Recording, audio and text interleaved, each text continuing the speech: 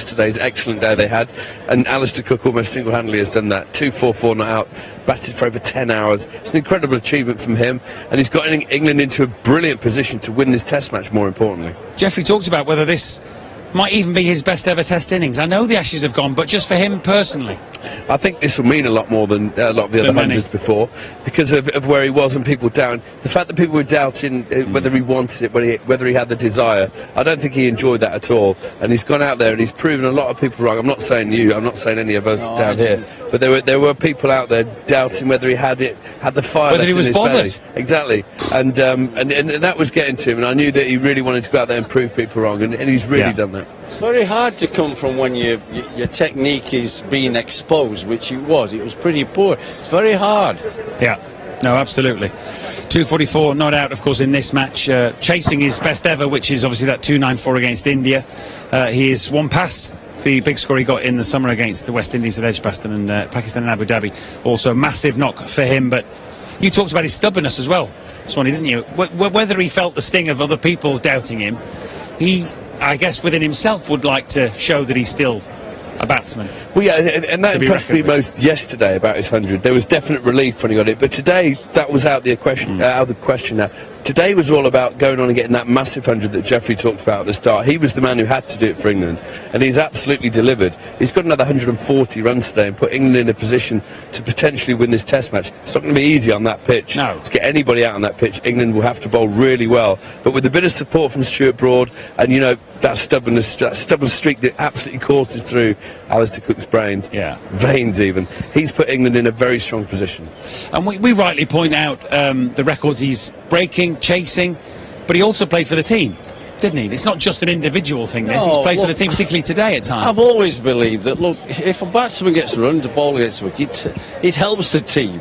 It's bound to. I thought this was one of his better innings. I thought he played it as perfectly as he could this morning. I think I just said earlier he scored about 30 runs. And you're going, oh, is that just like... They were coming at him hard, they were trying to bottle him up, they were mid-off, mid-on straighter and a bit deeper, so when he hit good shots he couldn't get it through, and he had to work through those periods and not give it away. And then slowly and surely, as they get more tired and then they try things, he's expanded, he started taking it to them, and you saw at the end of the day, the last 2.5 sessions, he scored very quickly. And almost every time he's hit the ball, he's hit it with more power, better timing, and perfect placement, and that's what happened. And you deserve that because you work so hard in the morning when it's tough, when they're bowling tight and defensive, when they're fresh. Then in the afternoon you have to work again, and he played one false shot before tea. I said to you, his foot got stuck in the crease again, he played and missed. I thought, oh, that's tiredness. I said on air, it's just tiredness. Tea came brilliantly for him, have a shower, clean clothes, start again. He was superb in the evening session. He scored very quickly in the evening session. And form, confidence, belief, those things that those words that we use, they are so important. They're hard to kind of bottle. They are, somewhere he's found something from somewhere, hasn't he? And he's just he's flowing. But it's often so close for a bowler or a batsman. They're one ball away with either taking a wicket or hitting a shot. I think Michael Vaughan said last night he hit one off the back foot down the ground that certainly said to us, oh, hang on, he's back, he's arrived back. Whether that was the same ball for him or whether it was just the way he said he worked on his mental aspect about him before the game, being more positive, whether it was just a little thing, the first couple of balls, he just looked like the Alistair Cook of old, like he just put all that bad form to rest. He did say a little bit of technique he'd worked on, as well as the mental. His technique was better. It was. Thank you very much for your contributions today. Appreciate it. That's one of you stay there.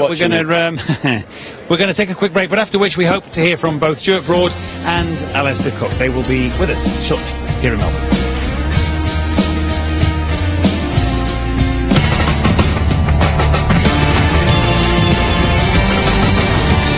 Alistair and Brody. Well played. Well done, mate.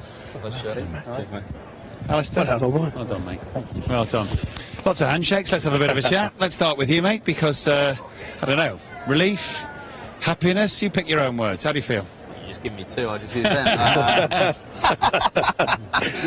Last night was relief and quite emotional, and today I was quite proud that I came back, got in again, and dug deep to get a big one. And I think when you've been in kind of the form I've been in, you get a chance to get in on a flat wicket.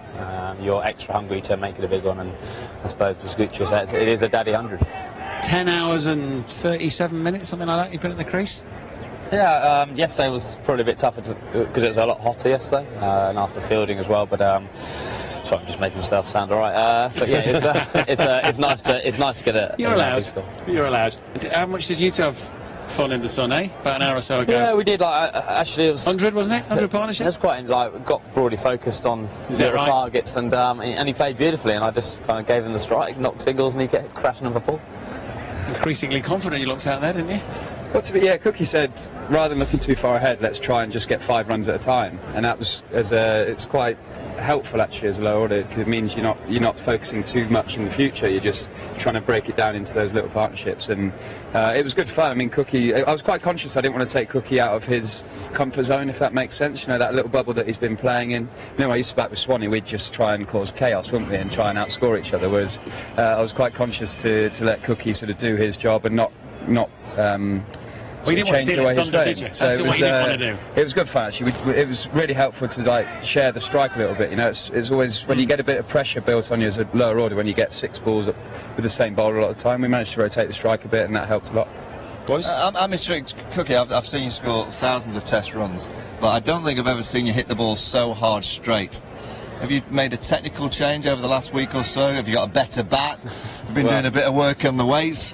How come the ball was coming off the bat so hard straight down the ground? I just think it's one of those things in one of those days, one of those 10 hours where I look back and go, yeah, things were working well. And my batting is quite a lot of moving parts to it, and I think the first 3, actually all tour, I've been struggling to get that rhythm of batting, if I'm brutally honest. And yeah, and as I said over there, I was actually a bit embarrassed by my performance, but at least today that, you know, I've gone on and got a big one. But it is, yeah, like it's never going to be pretty, my batting, but sometimes it's effective. Is it the foot movement, or is it a head movement that gets you in those better positions? I think it's just everything. It's just that timing of the rhythm. And I don't think my feet are in any different place. It's just that maybe the movement back into the ball is all in kind of one movement, and my hands come through at the right time. If they're just, you know, a lot of maybe the first 3 games, I reckon I was hitting the ball in the inside half, quite a long way out ahead of me myself. Today, I reckon I let them come a little bit more. But I wish I could do that all the time. It's just one of those things that happens naturally. Well, that's got a bit technical for me, inside half and all that, so I'll just ask you plain and simple, 4 wickets or 60 odd runs, what have you enjoyed the most, honestly? Well, the job is wickets, really, isn't it? So I think that first innings, creating the pressure the way we did, I think bowling Australia out for 300 odd is pretty special. But, It is. Look who you've gone past in terms of runs scored. You've just gone past Brian Lara in the last 20 minutes. Yeah. That's not bad. I feel a bit sorry for him. You are the Bedford Lara anyway, you've always been called that, surely. The Bedford Lara. No, it's only the Burnley one. Yeah, well, Jesus, that's quite special, isn't it? Oh, yeah. So yeah, and I'd say go to bed tonight and be quite proud of, you know, those stats, I suppose. Yeah. Listen, we've got more. We've got That's more. why I don't. No, we want No, to. he hates that, We but he want does. to. Look at those. Highest individual scores in a test match of the MCG. Look at the company you're keeping there. Yeah, Highest no, overseas it's players. been one of those good days, isn't it? I mean, there's been enough bad days. Some days you're the pigeon, some days you're a statue, aren't they? So This is the 4th time, Cookie, that you've batted over 10 hours in a knock. I don't know if you know I that. just can't believe how official you I know, sound. well, how official, but you look a lot more tired these days when you get there. How is the body? My body's fine. Yeah? My body's absolutely fine, yeah. Good. Yeah. So, I don't know. Where's this all come from? Was it that bowling on the second session of day 1? Just something? Just a bit of life, bit of belief, bit of discomfort for them? Yeah, I mean, I think actually that morning of day 2 really got us moving. I mean, we had a little bit of luck, which I think you need in cricket, a few chop-ons, but we came off as a group thinking that we'd done an excellent job there. We thought that Australia were maybe a bit under par, and there was a real determination within the batting group, like, come on, we can go past them here, we can get some pressure. I mentioned last night, I think your biggest pressure as your biggest attribute as a bowling unit on here is scoreboard pressure and reverse swing, and we'll go into tomorrow certainly with some sort of scoreboard pressure and searching for some reverse swing. Brody, how hard is it as a tail ender to sit and watch and know exactly what you're going to receive when you get out there? You know you're going to get a barrage. How hard is that as a tail ender to kind of know what you're going to get and then cope with it once you're out there? Yeah, it depends on the pitch a little bit. I mean, this pitch is really slow, so it's a little bit easier to deal with. The other pitches have been kissing on a little bit bit better. So, look, the Australians have had a clear plan. They set sort of a field right behind the wicket keeper, third man, fine leg men in and bowl short, and that's really worked for them. And they've got the pace to do that, and it's been tricky. But look, you've got to find a way to deal with that. And I got hit in the throat early on today, and I thought, right, stuff that. I'm just going to have a bit of a. Imagine why you thought that. Yeah. Listen, before we let you go, I think just gone past 150 Test matches, obviously, 273 Test innings. How good's this one? Where does it rank? Well, I think last night it ranked right up there, just because of the way I felt going into the game, and kind of feeling about last chance saloon really. So it's, I think, you know, when you're in those positions, to be able to say you dug yourself out of them, you can be quite proud of that. So that's why last night I enjoyed my Corona, even though I'm probably not allowed to say that you on the can ECB. say that. You can say Cookie, that. you're very humble in everything that you do and say, but how do you do that? How do you clear your head to go out and play an innings like that? Well, I don't think you do clear your head, because I think those doubts are always there. I can't just say, I just put them to the back of my mind. They are there, and they've been beating me up for 4 or 5 weeks because I haven't been playing very well. But, you know, you just got to keep believing, and I suppose you listen to them and they annoy you, and you take them with you every single day, but there is some inner confidence in me that I've done it before and I can do it again, and while I'm still hungry to do it again, you know, that's why I think I can. That's true of both of you, isn't it? Listen, people at home have woken up with a smile on their face. You can go to bed with a smile on yours, possibly with a cold drink. I'll let you know. Well done, boys. Thank you very much. Well done, guys. Appreciate it, Stu. Well done. Thank you. Well done, Alistair. Thank you. Well done, mate. Excellent stuff from the batter and the bowler from an England point of view. In the midst of the handshakes, let's get an Aussie perspective. The coach, Darren Lehmann, with Ali Mitchell. Well, a long day in the field for Australia. Darren, is there much more that your bowlers could have done in the face of Alistair Cook finding form like he has? Oh, he was fantastic, wasn't he? Full credit to him, the way he concentrated for the whole day. And yesterday, he certainly showed what Test match batting's about. So from our point of view, we worked really hard today. We created some opportunities. We didn't take them. So that's the key to Test match cricket on these type of wickets, taking the opportunities. How hard did you rate those 2 chances that went to Steve Smith? Oh, they're always tough. You've got to stand so close here in Melbourne because the wicket keeps a bit low. So it's always tough, but, he's a fantastic fieldsman, trains for those sort of situations. So he'll be disappointed, but that's the game of cricket sometimes. The way England played today, full credit to him. Pace has been such a weapon for Australia. Are you a little frustrated by the lack of pace in this pitch? Yeah, you'd like a little bit more bounce, especially for the tail, more than anything else. If we have pace and bounce for the tail, then, they don't get the scores they get at the back end. But look, full credit to them. They played really well. All their batters, Broad played well, Wokes, Ali, they all chimed in at different stages. I thought Root looked in really good form and really just batted around Alistair Cook, who was absolute superstar. Are you very much feeling that you're missing Mitchell Starc? Oh, you always miss bowlers of that calibre, but end of the day, it gives someone else an opportunity. So we can't do much about injuries and how they come about. It's more of a case, obviously, we were lucky enough to get the series done and dusted in Perth, and he was sort of touch and go. So take the cautious option and make sure he's right for Sydney. Talking about players being right, it's a bit of sickness going through the camp. What's been happening? Yeah, someone's been cooking dodgy curry. I think that's me. I'm a terrible cook, so look, they'll be fine. They're ready to play for their country, and we can't use that as an excuse. And no sense of Australia taking their foot off the gas with the fact that the Ashes have already been secured? No, we're a little bit disappointed with yesterday's play, though, to be perfectly honest. I thought we fought really hard on day one. And the wicket, 3 for 244, you'd hope you get a big score from there. We obviously got to the stage where we lost 7 for 67, which isn't good enough. We know we've got to be better than that. We've got to make sure instead of getting 327, we're 427, and it's a different scenario now that, they haven't got as many as they've got. So we've got some work to do now. Well, stay away from those curries. Darren, thank you very much. Thanks very much. Well, clearly our cook's better than theirs. Michael Slater, welcome along. No, my tummy's okay, Is actually. it? I didn't eat with them. Yeah, they don't invite me anymore. Are we getting a bit carried away, or are we entitled to this? I think you're entitled to it. I think it's been a really good rallying of the troops, and I think we've seen some spirit, we've seen pride, we've seen brilliance from an experienced campaigner in Alistair Cook, and I'm thrilled for him because I don't like seeing champions, and I know I'm an Aussie, but I don't like seeing champions get criticised when they've got 11,500 runs and they've proven time and time again that they are a champion, and you don't write them off, and we've just seen proof of that. Incredible innings, but it just goes to show if you've got a guy who goes on and gets the big one, you can build off that. And there mightn't have been another 100, but a 60 from Joe Root, you get the 50 from Stuart Broad, and you've nearly got 500 runs. So it shows England what they could have done, say, at the Wacker when they're all out 403. That should have been 550. But no, I think you can get carried away. There's still a long way to go in this Test match. Yeah. But England in the box seat, and it's nice to see them competing. Yeah, for sure. Let's pick through that innings then for its longevity, its numbers. We've done all the stats in terms of where he sits in the pantheon, but just from a batting point of view, technically, mentally, all those things? Well, everything. I mean, Alistair Cook's just said himself that he just felt he got his timing right. You know, it was the power of the drives down the ground. You know, you see Alistair Cook play that shot, but with the same kind of power. That was the one from Jackson Bird that we keep talking about. We know he's got the cut shot, that's always with him. But I've never seen him hit the ball so strongly in the V.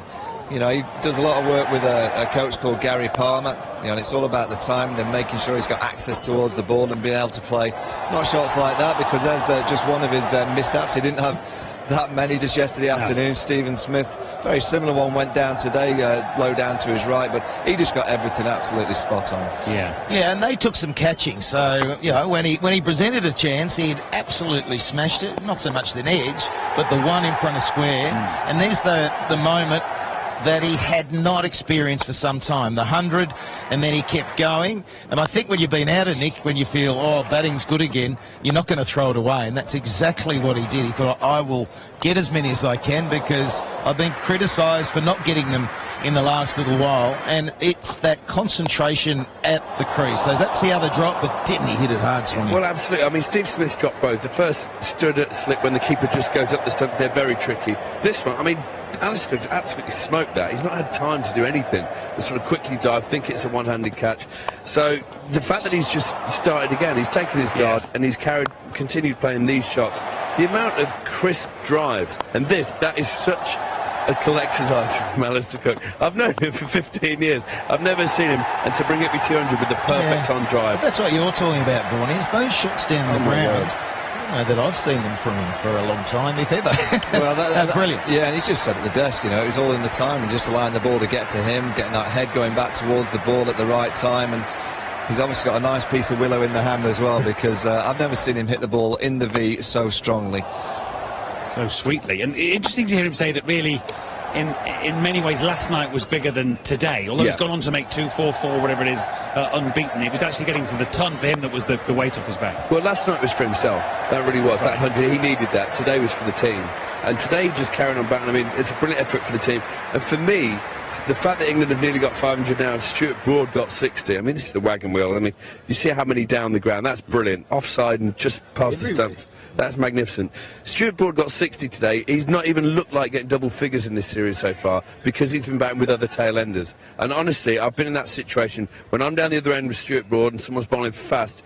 You haven't got any respite. It's one of you's getting a barrage. Yeah. But when you've got Alistair Cook there playing really well and tiring out those seamers, so they're not constantly peppering you, then Broad can be really effective. And of course, because of what went before in the series, that was all the more important that he did something. Well, you wonder where the pressure came from. It came from him being touted as the big run getter with Joe Root, and then you look at those scores: 2-7, 37, 16, 7, 14.